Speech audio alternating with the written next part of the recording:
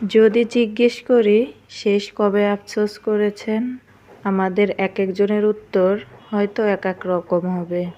আমাদের মধ্যে যে পরীক্ষায় ভালো ফলাফল করতে পারেনি এবং যার দরুন জীবনে পদে পদে তাকে ভুগতে হচ্ছে, সে হয়তো পরীক্ষার আগের সময়গুলোকে ভারী অযত্ন আর অবহেলায় কাটানোর ব্যাপারে আফসোস করবে।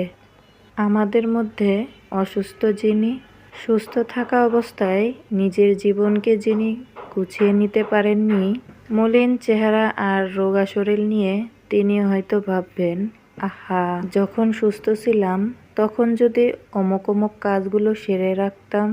আমাদের মধ্যে যিনি আর্থিক সম্পর্কে নিবেদিত, তার আফসোস হবে সচ্ছলতার সময়গুলো ঘিরে তিনি ভাববেন, ইস, যদি আমি কোনো সময় অপচয় না করতাম, যদি আমি সঞ্চয়ের দিকে আরেকটি মনোযোগ দিতাম, ভালো জায়গায় যদি আমার সম্পদগুলোকে বিনিয়োগ করে রাখতাম।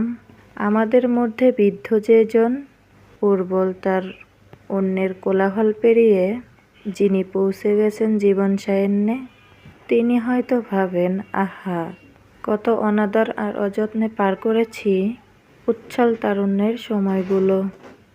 যদি আমি বেপরোয়া সময়গুলো পার না করতাম, যদি আরও বেশি মানুষের উপকারে আসতাম, যদি আরও বেশি সময় কাটাতাম পরিবার পরিজনের সাথে। জীবন বড় এক সংক্ষিপ্ত সফরের নাম। সফরের প্রতিটা মুহূর্ত, প্রতিটা পর্যায় অত্যন্ত গুরুত্বপূর্ণ।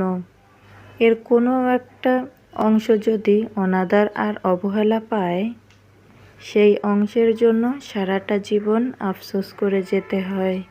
খুব কম মানুষই এখানে দ্বিতীয় সুযোগ পায়। যারা দ্বিতীয় সময় পায়, তাদের অধিকাংশ মানুষই সময়গুলো অপচয় করে ফেলে। তবে যদি আমরা নবীজি সাল্লাল্লাহু আলাইহি ওয়াসাল্লামের পাতলানো উপদেশ মাথায় রেখে জীবনকে গোছাতে পারি, অনিবার্য আফসোসের এই দহর থেকে আমাদের মুক্তি পাওয়া অবশ্যই সম্ভব। নবীজি সাল্লাল্লাহু আলাইহি ওয়াসাল্লাম বলেছেন, 5 অবস্থায় উপনীত হওয়ার পূর্বে 5 অবস্থাকে অবশ্যই গুরুত্ব দাও। সেগুলো হলো, তোমার বার্ধক্যের আগে তোমার তারুণ্যকে, অসুস্থর আগে সুস্থতাকে, দারিদ্রতার পূর্বে সচ্ছলতাকে, ব্যস্ততার পূর্বে অবসরকে এবং মৃত্যুর পূর্বে জীবনকে। আমার ধারণা, উদাসীন একজন মানুষের গোটা জীবনকে সজোরে একটা